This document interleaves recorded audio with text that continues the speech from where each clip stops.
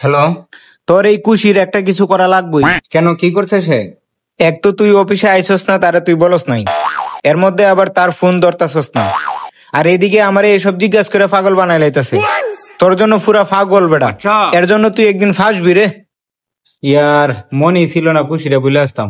তাহলে আমি কি বলতাম তারে বল। তুই কুশিরে কি কুশির কথা আলাপ করতেছ? কি কুশির কথা আলাপ করতেছ? আমি তো এটাই জিজ্ঞাসা করতেছি, এটা কোন কুশির কথা আলাপ করতেছ? আরে হ্যাঁ, আমি তো আমার বন্ধুরে এটাই জিজ্ঞাসা করতেছি, কি কুশির কথা আলাপ করতেছ?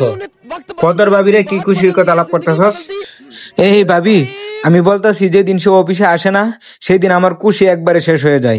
না খুশিতে লাঞ্চ করতে পারি, না খুশিতে কফি খাইতে পারি, না খুশিতে কাজ করতে পারি। আর ও আচ্ছা, ঠিক আছে, আমি কালকে আসতেছি। তা ঠিক আছে, কিন্তু আজকে অফিসে না এসে তুই কান্দায় লাইছস। কি?